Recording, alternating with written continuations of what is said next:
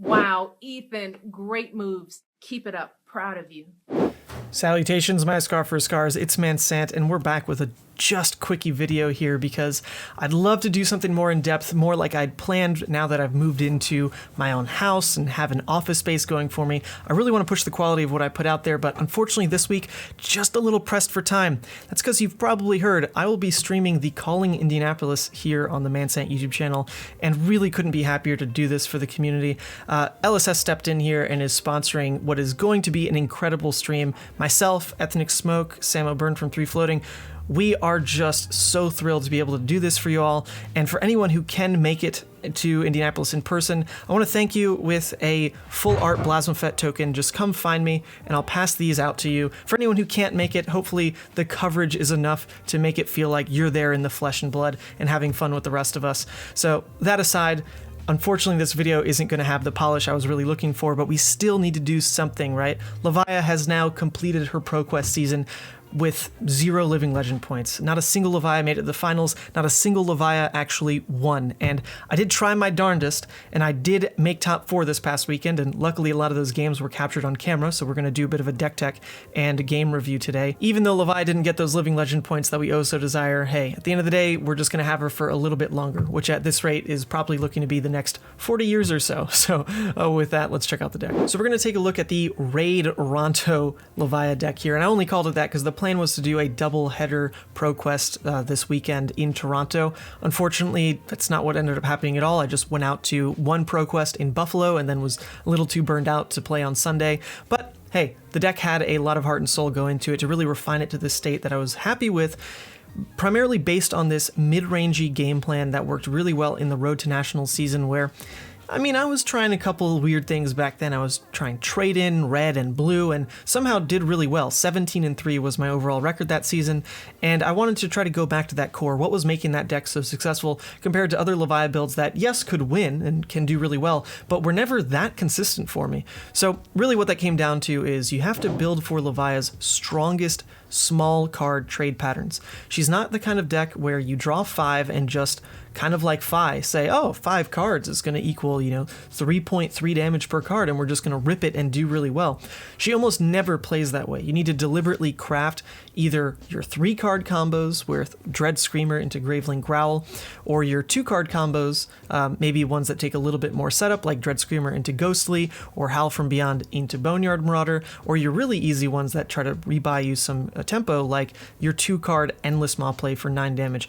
Those are your really strong value hands, and you want to play those out as much as possible while also balancing your spikier turns with Blood Rush, but not to play Blood Rush in a way that would sacrifice your smaller hand rate. It's actually kind of a bit of a hard thing to juggle. You don't just see Blood Rush and play it. You prioritize what other value play can I make on this hand?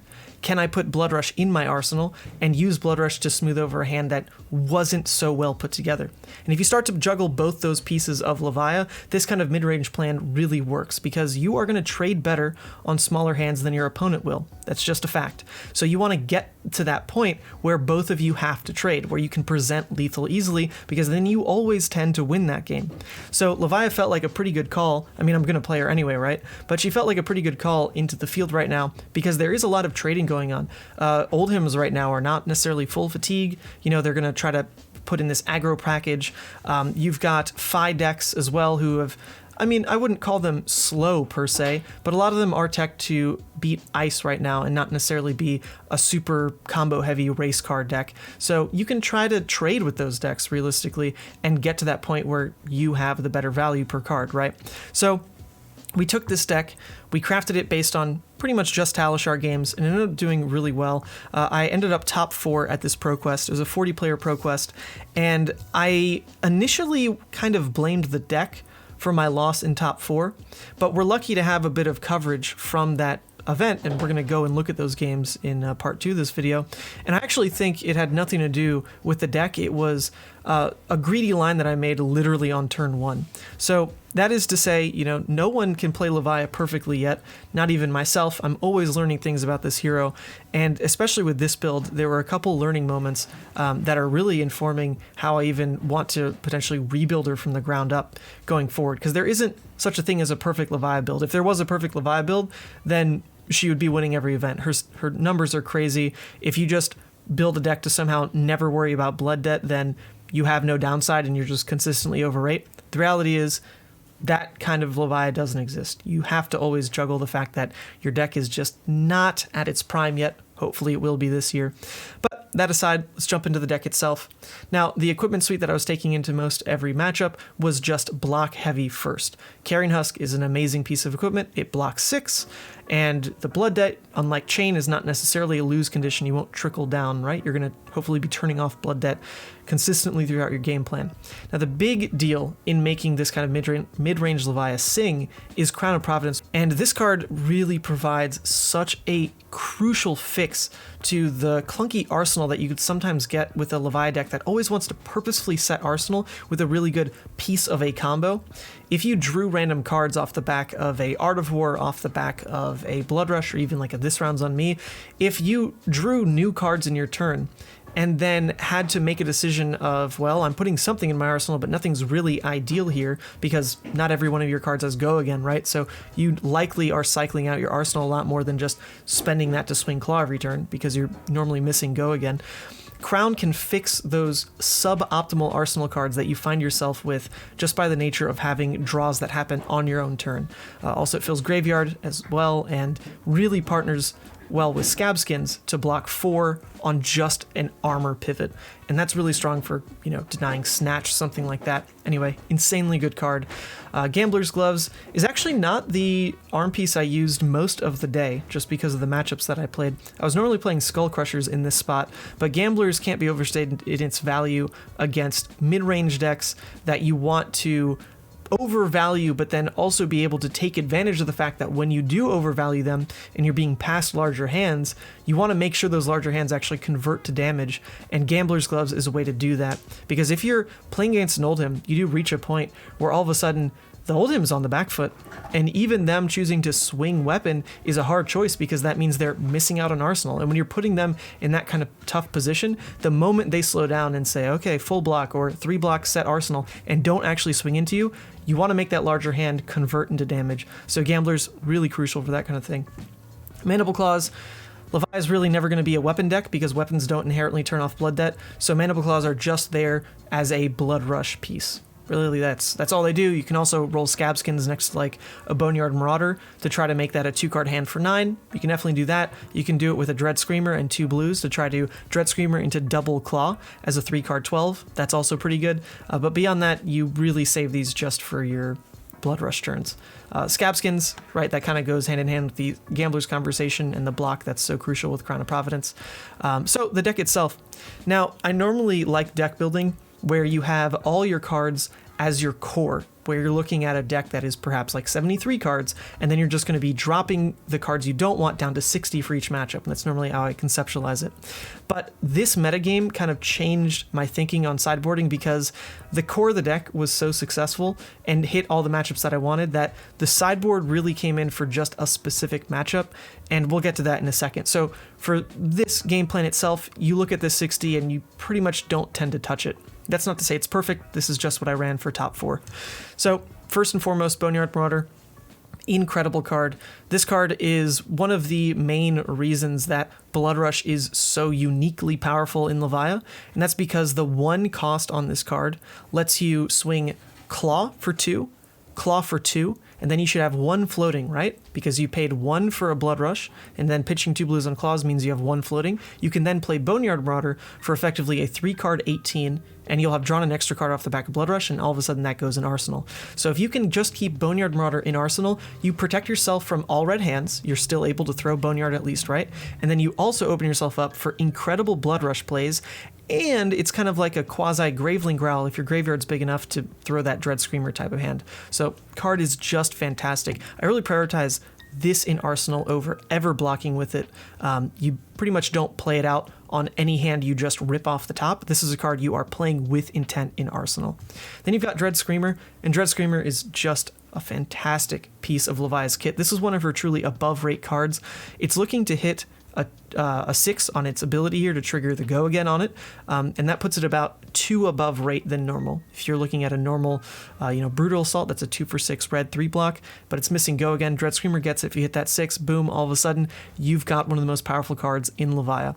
And one of the reasons it's so good is because it fits this beautiful cost curve of either playing Ghostly Visit or Graveling Growl with that other the other resource you'll have floating, because you're pitching a blue to pay for this most of the time in Levia, right? So you get to come in for 6, and then with that last floating, come into the Graveling Growl for a 3-card 13, or if Ghostly Visit was banished, you get to come in for now a 2-card 10, insane. So go again, always a really big piece of Levia's kit. Dread Screamer, another card that I really prioritize in Arsenal, because off the rip, it's harder to play out unless you purposely were putting Gravelings or Boneyard Marauders in Arsenal. And one of the reasons that you want to get Ghostly Visit banished so quickly, because then any Dread Screamer that you draw up is just, oh cool, 2-card 10 damage, right? Speaking of 2-card hands, Endless Maw is just incredible. This is probably the card that is the best ripped off the top, but it is very uniquely strong in that it lets you trade so much for so above rate. It's a 2-card 9 damage effectively, that if you can set up a way to pivot into Blood Debt off the back of just Endless Maw, because it's the, basically the least game plan intensive part of your deck. Like, you don't need to craft anything special, you just need a blue and you need Endless Maw, and that says go. So Endless Maw is kind of that perfect piece to start playing into Blood Debt. If you can set an Endless Maw in Arsenal really early and then draw in to an Endless Maw, you really want to start to play into Blood Debt right then and there. Play that first Endless Maw from hand, because 2-card 9 is insane, into that next Endless Maw in Arsenal on your next turn for a 2-card 9, and that guarantees that your Blood Rush push, or not Blood Rush, your Blood Debt push is high rate. Because if your first Blood Debt attack is just like a Writhing Beast Hulk, or like a Dread Screamer into Bone or Ghostly, like something that's good but not incredible, then you can start to teeter off. Because if that first swing was all that was good, and then your next follow-up isn't that playable, then you lost a lot of value playing into Blood Debt at all, and maybe you could have still taken those off turns to instead play out your like Swing Bigs and Scar for Scars that are in this deck that don't require playing into Blood Debt. So since Endless Maw is so easy to play out, having it in Arsenal and then playing one that you draw is the easiest back and forth to really get into that Blood Debt game plan. And I hope I explained that well, because this is really, it looks like it's an easy play, just slam it, right? But it is one of the more critical pieces in Levia to time with her overall game plan. So we talked about Ghostly Visit already a little bit, but this is just a recursion piece that blocks 3. It's really fantastic, and this can a lot of times work into Gambler's Gloves, Hail Mary type of plays, where if you hit on Scab Skins, then any one extra resource you had on your turn just goes to Ghostly Visit, or it works right into that Dread Screamer curve anyway, right? Then you've got Graveling Growl. In Graveling Growl, I'm running it at this unique count, 2 red, 2 yellow, mostly because I couldn't figure whether I wanted a third of any one color before I wanted, you know what I mean. I wasn't sure which 3 of was really better, so I decided to split it at 2 and 2. And I think at the end of the day, I would actually go 3 yellow, 1 red, just for that extra bump in consistency. But Graveling Growl is really strongest next to Dread Screamer, so you do want a normally like 3 of count in your deck, because it is fine played even next to your blue Dread Screamer, which would definitely be a part of your list because of how strong this card is in your second cycle. It turns off Blood Debt, it's go again, it lets you then slam the Graveling Growls, it lets you then play out the Deep-Rooted Evil that comes up down here. So yeah, the count at 4 is probably about right. You don't want too many Graveling Growls in your list because they don't inherently turn off Blood Debt, and then they also are kind of redundant when you can play out Deep-Rooted Evil potentially, because if you've got like 1 floating and a yellow Graveling Growl, you could just pitch the yellow Graveling Growl and play out Deep-Rooted Evil, and that's the exact same amount of damage, and now you saved a card in deck for block or play later, right, and still fills your graveyard with a 6. So we're working with this count. It was pretty good for the day, but this is a big enabler, right, with your Dread Screamers, your Art of Wars. It can come up off of Unworldly as well, which was more relevant when when Winter's Wail was a really good weapon, right? Because you could just take that 4 damage, get your Frostbite, and then play Unworldly Bellow off of a blue into Graveling Growl for still a really strong turn playing through 1 Frostbite. That is going to come a bit less now, but still a great card. And then I'm running 1 Howl from Beyond. And this one Howl from Beyond is all you need in this version of the deck. I'm still a fan of 2 Howl from Beyond, but that's only if you're putting in basically all of the 2-cost 6 banishers that Levia has, which would be like red Hungering Slaughter Beast, yellow Hungering Slaughter Beast, which are not in this version of the deck. So you really only need the 1. And the reason you want the 1 is because of the heavy count of Unworldly Bellow and Deep-Rooted Evil. So to jump into this type of package, this is the recursion core that I decided to take in this build, because recursion is one of the easiest ways to just never lose your grasp on a game.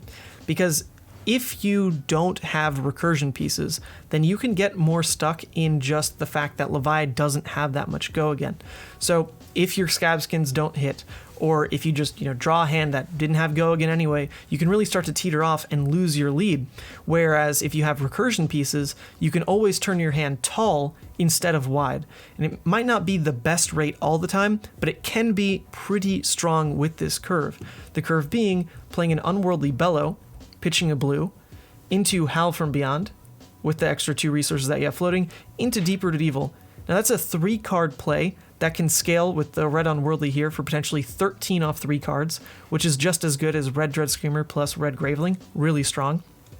12 off of the yellow Unworldly, and 11 off the blue Unworldly. Those are some really strong rates across the rainbow here, but you do want to be careful because you don't necessarily want to see this card on the wrong part of the game. It doesn't combo really well if you don't have your recursion pieces set up yet. It doesn't combo well off the back of like a Writhing or an Endless Maw or Boneyards or Dreads, because banishing 6 can be a lot at certain points in the game.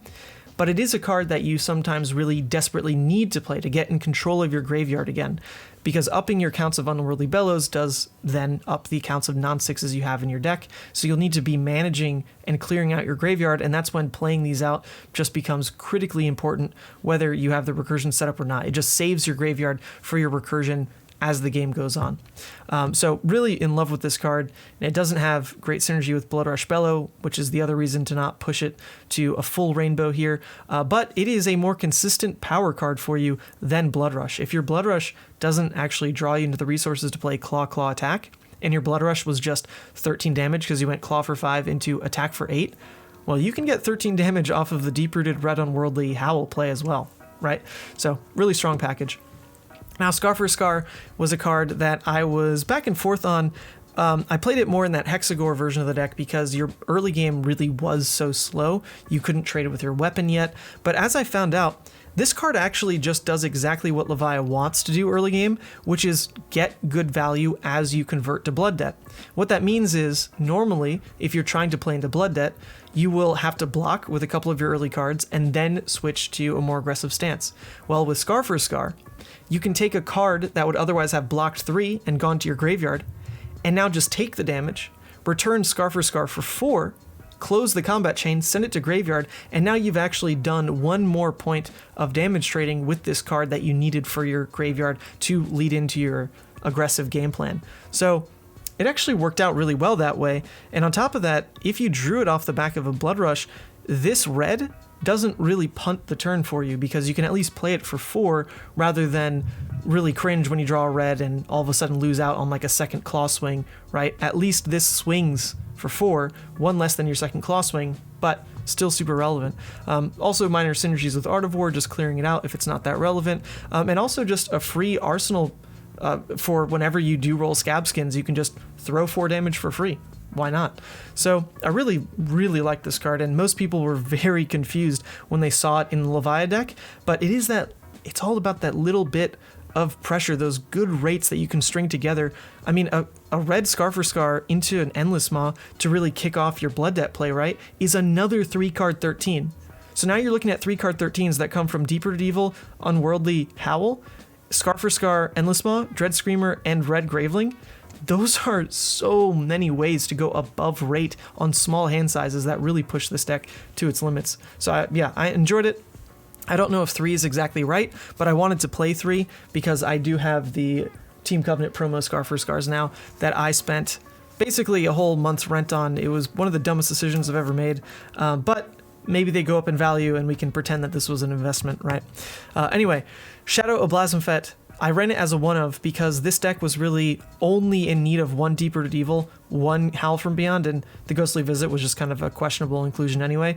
So rather than up the counts of Howl, because you don't really want to draw this card, it only blocks 2, you can't banish it with Art of War, you definitely don't want to draw Deep-Rooted Evil, this card sucks. If you draw it, you just kind of pitch it and then it's gone. It's just not part of your game plan anymore. So Shadow Blazophet was very critical in acting as like a second copy of both of those cards, hoping to just get them out of the deck. And if it was really early in an aggro matchup, I'd go for the Ghostly Visit. If it was really early in a like grindy game, I'd go for the Howl from Beyond. If I saw one of these pieces first, then I would prioritize the Deep-Rooted Evil, because in a mid-game situation, like at least banishing Deep-Rooted Evil turns off Blood Debt. Now, my pro tip in playing this card, because this card is pretty bad and way too risky to just play off a 2-card hand, what you want to do is normally play out an Arsenal turn, so your Arsenal's empty, and then hope you draw into your Shadow Blazophet. And then on your Shadow Blazophet turn, you keep an extra 6 in hand, plus your pitch card, plus Shadow. So that when you play Shadow Blazophet, you have a guaranteed 6 in your hand already, and you're going to draw, discard a card. Hopefully you discard that 6, that way it increases your odds of actually discarding a 6, right? Because this deck is only about like 31 6s or something. And then with that extra card you have, you don't waste any value, you just throw it in Arsenal anyway, and it's one of the reasons that Crown can really be big for you. So when you play Shadow Blazophet that way, it's a lot more consistent.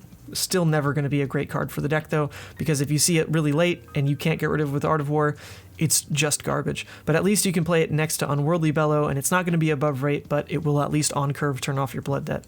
But speaking of playing next to Unworldly Bellow, Swing Big is incredible there. This is another 3-card 12 that you can look for. When you play Unworldly Bellow into Swing Big, it's 12 damage off 3, really, really strong, but Swing Big overall just lets you have those early game turns that are still high pressure and good value without playing into Blood Debt. So you can have really great early game pieces where you lead in with a couple Swing Bigs into that first pivot, into Endless Maw, into that next pivot with like an Endless Maw from Arsenal again, and just slam them with really strong hands that traded down well.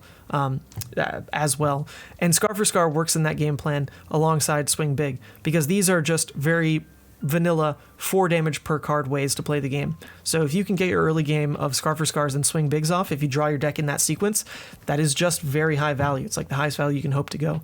So yeah, just a great inclusion, blocks 3. You can play it off of Blood Rushes that become really overwhelming in the early game. You can play them off the back of Art of Wars that have already turned off Blood Debt. The card is just fantastic. And then Writhing Beast Hulk. Now this is a kind of odd inclusion, honestly, because it's a card I'm not super hot on most of the time unless I'm really committed to double Howl, so that I can play Howl, Writhing Beast Hulk for 12 Dominate late in the game. But for this metagame, what I was finding is that most decks are really trying to not trade right now. Even if the deck is mid-range, every deck has turns where they're like, full keep, I'll eat whatever you have, because every deck is trying to max hand size really well. There's very rarely a deck that's actively trading on every hand. Most decks are just, when they've got their good stuff, they'll keep it, they'll swing it. And aggro especially plays that way, right?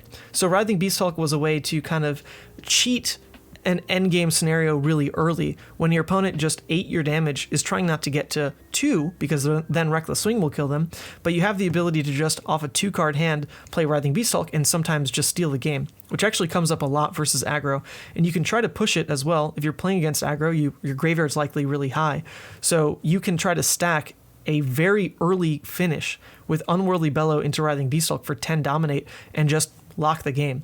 So that's really why I put it in right now, is because a lot of decks just were taking a bit too much damage and not necessarily respecting the fact that against Levia, if you just eat damage, then she's gonna just win that much sooner. Because protecting your HP against Levia is pretty much always step 1 that you should think about. Just eating raw damage is always a bad look for you, so when you're trading, you want to make sure the turn you presented demands interaction out of the Levia, because if all you do is trade raw damage or a very low impact hit effect into the Levia, then she's winning that turn cycle, right? Us as the Levia player, we want to see you take damage for those kind of turns, because our rate is just better than yours. So anyway, that was a good inclusion for the weekend, but this can easily be Hungering Slaughter Beast or even a yellow or a red. Art of War. Art of War is a card that probably should be at 2.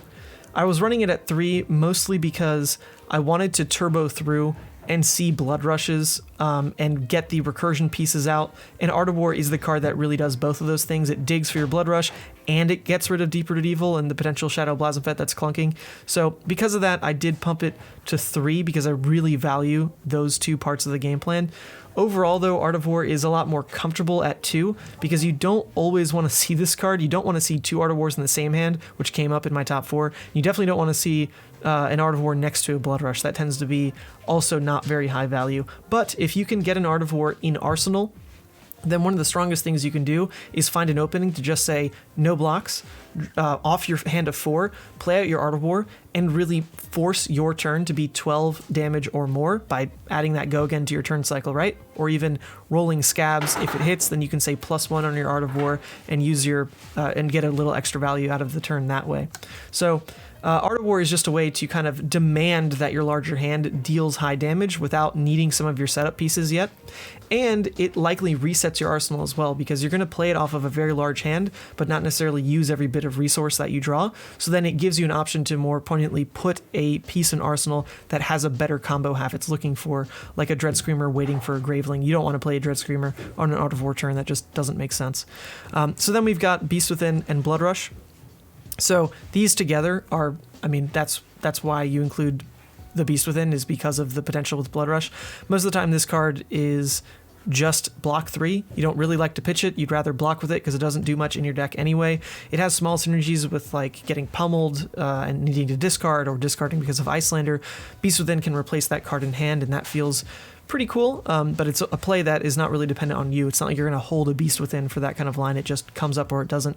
But what you can do is look for Blood Rush next to Beast Within, because a 3-card hand of blue Blood Rush Beast Within is going to draw you 3 cards and turn off Blood Debt. So even if your 3-card play can't turn into the 18 damage, if it can turn into even 13 damage, which is kind of that magic number of above rate, right? If you can turn that into a 13 damage hand of 3 cards, that's incredibly strong. Blood Rush has higher ceilings than that, of course, but that's one of the smaller things you can do with Beast Within to make sure that you discard it, is play for those smaller hands, right? But Blood Rush has that rate with Boneyard Marauder that I mentioned.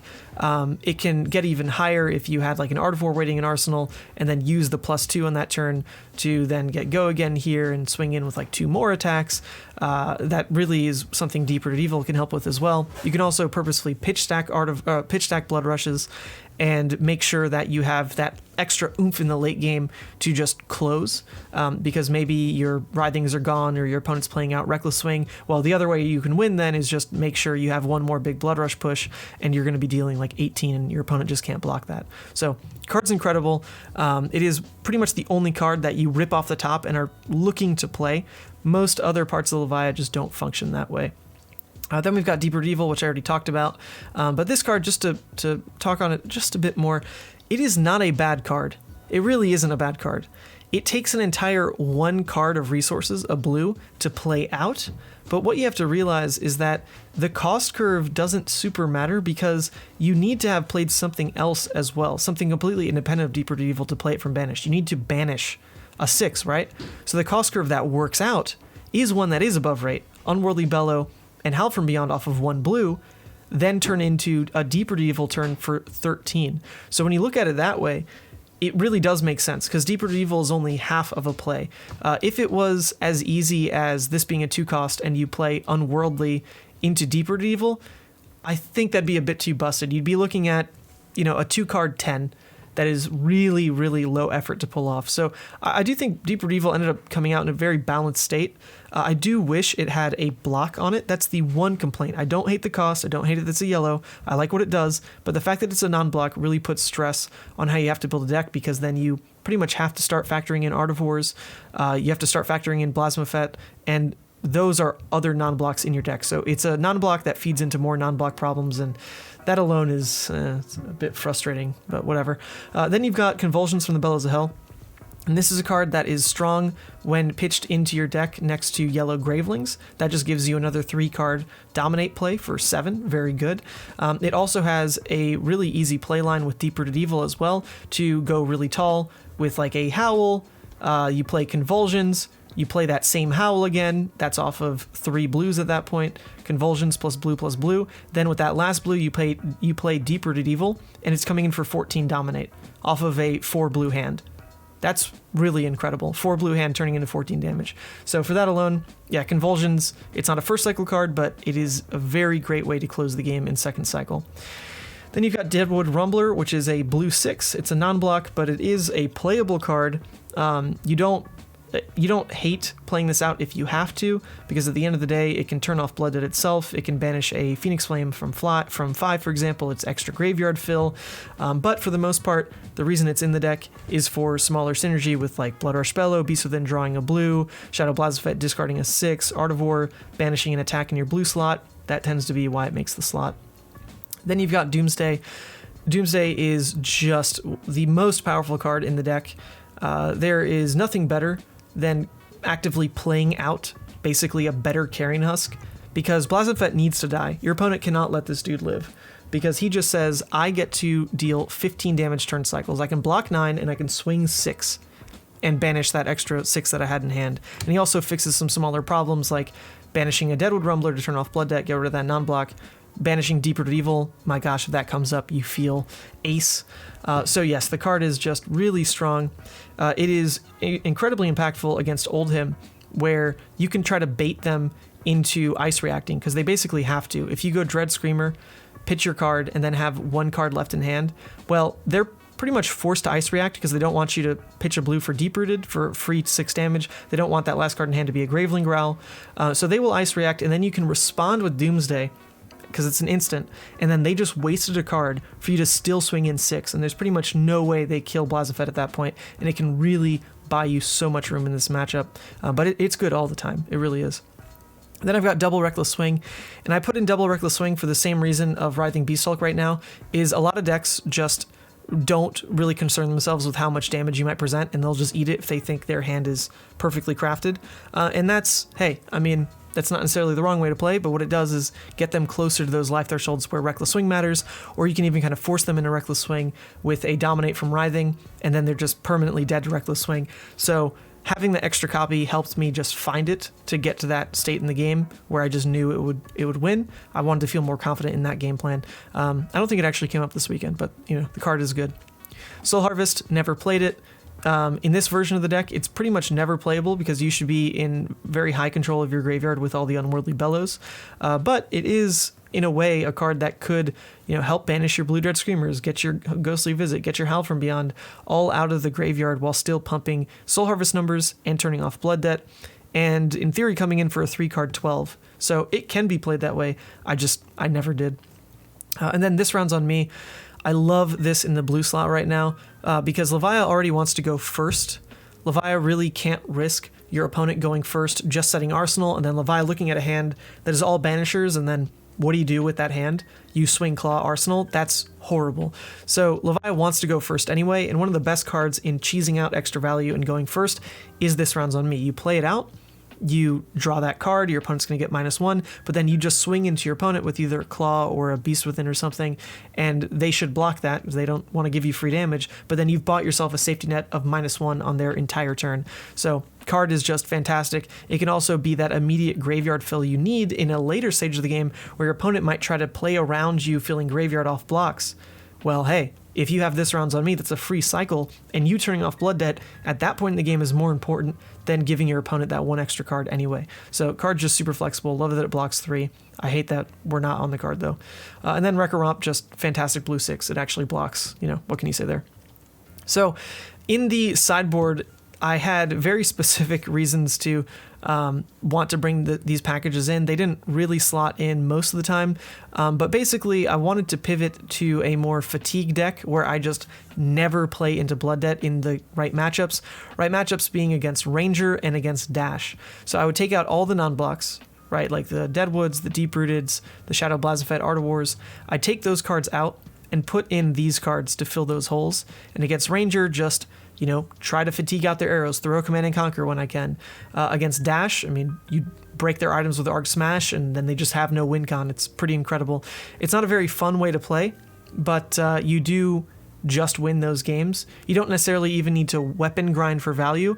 You can just wait, because at the end of the game, yes, your Mandible Claw only does 3, but when you have the room to play it, you should just roll scabs every turn, because if you hit, then you're dealing 6 damage as if it was a sledge that you brought within your weapon slot, right? So you will eventually have enough damage to close. You don't worry about that. You don't worry about swinging early game. You just block with everything. Try to get those opponents, get their threats out of the deck, and just win. So I made that call to bring this kind of plan because I knew there was another good player in the room who was on Dash, and he actually did win the entire ProQuest. So it is a bit unfortunate because my top 8 game was a total self-punt, and if I just made it to the finals, then I would absolutely have won the whole thing because I had the plan against Dash that you just unfortunately cannot beat unless the Dash runs Remembrance, which they just don't right now. So unfortunately, yeah, never really used these cards. But they were there for a reason, and I would have won the ProQuest if I just actually made it to the final table because of this sideboard, so it's still definitely the right call. But you can run the Sink Belows over like the Deep-Rooted Evil and 1 copy of Art of War in aggro matchups. That's actually pretty fine. The Deep-Rooted Evil is a bit too slow, and the triple Art of War can clunk you a little bit too much, so 2 Sink Belows there can protect against like a Mounting Anger, and that's just okay.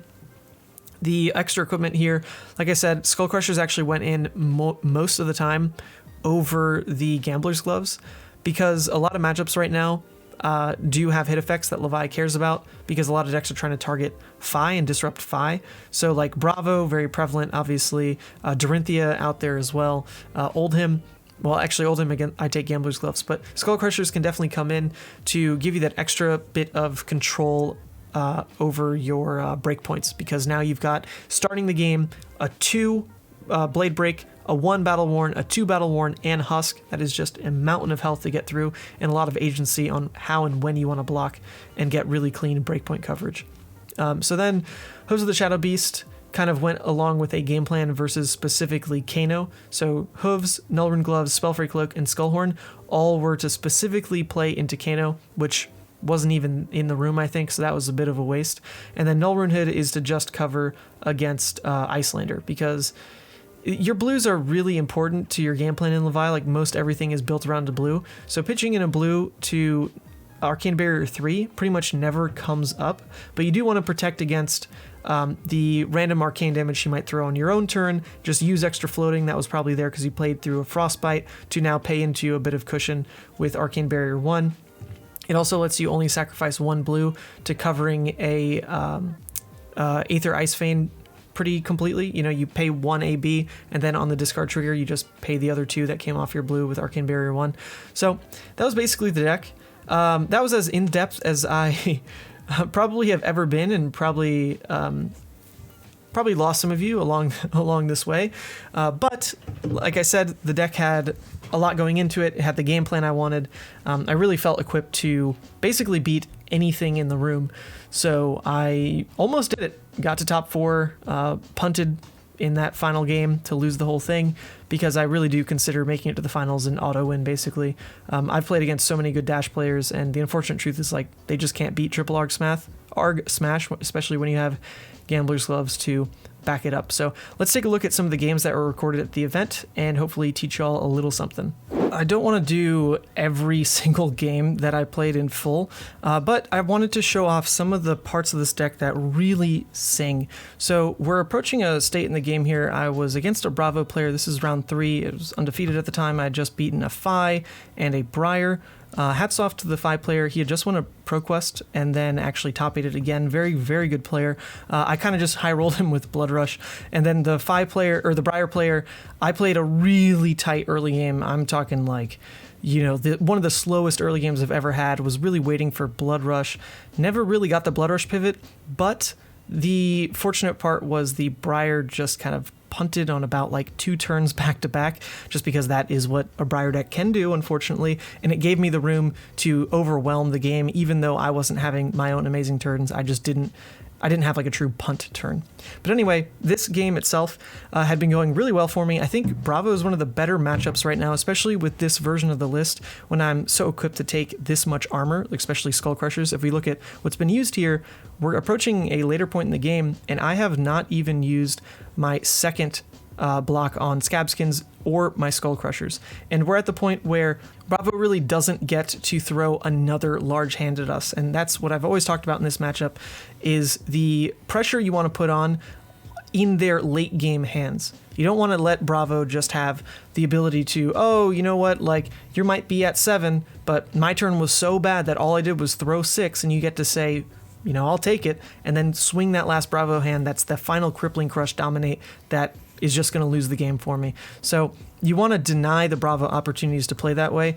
And so these turns were a pretty interesting late game sequence that just always is going to shore that up. I've put my recursion pieces right where I want them. I have the Howl in the Banish Zone. I've got my Deep-Rooted Evil in Graveyard. And now at this point, it doesn't matter that Dread Screamer was a blue, because I can replay that Howl from Beyond to put myself at 3 in the graveyard, and I'm going to have that 6 there because of Deep-Rooted Evil, which is replayable again through something as simple as an Unworldly Bellow. So as we see the game, this is another blue Dread Screamer come through, which I believe at this point we weren't necessarily into our pitch stack yet. This was just seeing... Actually, you know what we might have been, because the last turn was like all blues, and this hand was another kind of like all blue hand. So this probably was into our pitch stack here. But it's one of the beauties of having Convulsions, having Dread Screamer, having Blue Unworldly. These cards are so relevant, even in your pitch stack, to just present overwhelming damage. So I'm just taking full hands from the Bravo and still coming in with chips of damage here and there because of the breakpoint that Howl from Beyond is adding to the turn cycle.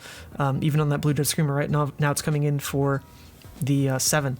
So we waited for this kind of hand, right? We had those middle pressure turns, like nothing too crazy. It's just the consistent plays we want to make within our own pitch stack of turning our blues into high damage. But that's not going to end the game. It's not going to actually provide the last push we need to get over the top of what a Bravo can block. So we had the Blood Rush Bellows kind of waiting in Arsenal to lead into the right hand, because our pitch stack will have a lot of 6s in it. It's going to have the Wrecker Romps, it's going to have the Soul Harvest, the Deadwood Rumblers, probably like a Beast Within in there as well, maybe another red. So you will have opportunities to play out your late game blood rushes, and this is just more resources than I could ever need to actually push over the top and close this game. So we even lead in with the Howl from Beyond, not like it actually mattered to do there. The Bravo didn't have any equipment left, but we're just kind of spelling it all out for the opponent here that yeah, we do just have enough damage. There's nothing you can do with this hand to possibly survive it. It's a bit of a, toying with our food here, as Levia deservedly should do from time and time again. We come in with a swing big there. Didn't matter that Blood Debt wasn't off, because the game is just very much over. That was a 23 damage turn to close the game, and that was all off the back of just stuff we had in pitch, and then those blue turns that still converted well thanks to recursion pieces in Howl from Beyond and Deep-Rooted Evil. All right, so we jump into the top 8 game here, and the overlay isn't quite right. I was 4-2, my opponent was 6-0, I believe, and his name was not Robin. But anyway, we were table B, so they swapped over to this view, and I don't think they fixed the life maybe ever for this match, unfortunately, so we won't quite know what life was. But the game was still in a really, really critical point where I had the opportunity to pull off that really high value play of casting Doomsday and potentially outplaying the opponent. And I was just really glad this was caught on camera. Not so that Oldhim players can really learn from this, because from their perspective, like, this is still always the right play for them to make. They need to ice react when they see you at 1 card left in hand and still have go again, or an action point in this case off of Scabskins. They should ice react you, because that extra card can turn into Deep-Rooted Evil. So they're losing a card to prevent 6 damage. They should always make that play. But you have the chance to play around that by casting Doomsday on top. So that's what we're setting up on this kind of turn. And it really does just like lock the game instantly. I was really ahead in this game already. I don't quite remember where life was, but my opponent had used Stalagmite, and I hadn't even played out any Blood Rushes yet. They just used it off of, I think, my Art of War turns, and basically what they stopped was I didn't get to swing Deep-Rooted, but I instead still got to swing like a Mandible Claw. So they, blocked an extra 3 damage with their Stalagmite, but overall, seeing that equipment gone before I'd really played out Blood Rushes yet was really, really potent.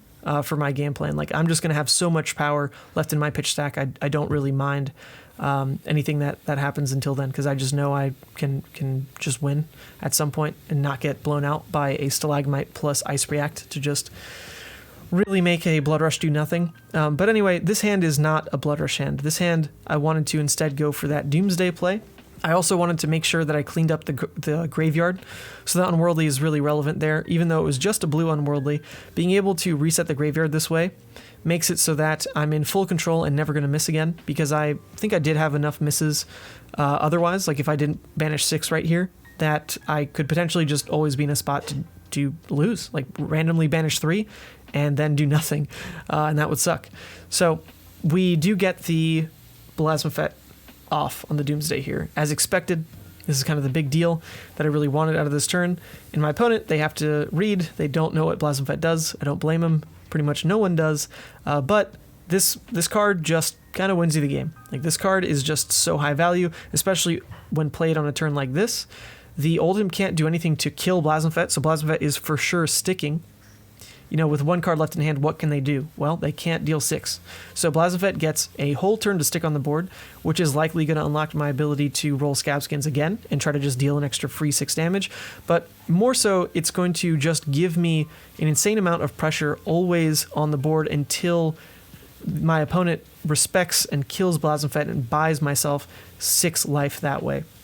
And if they actually spend 6 life on Belasmafet, it's like you bought yourself a late game Husk.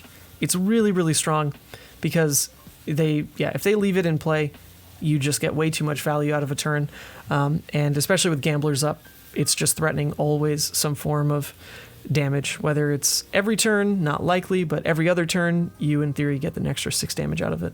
So as we draw through the deck here, because it really was getting into, I believe, the start of my pitch stack, it was a bunch of blues coming through again. This Convulsions from the Bellows of Hell is going to give me Dominate, and off the back of that, I have those Deep-Rooted Evils, or that one Deep-Rooted Evil, rather, in my Banish Zone, and this really just means I can call the fact that there isn't enough armor in play for my opponent to survive this, because I mean, he was definitely not at 5, I think he was on like 2 or something, so we come in with a Deep-Rooted Evil for 7.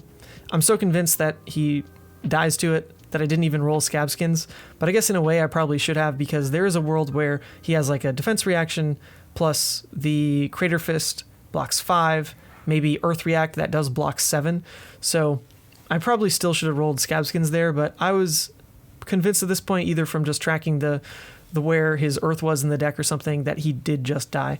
So we do see that from the opponent here.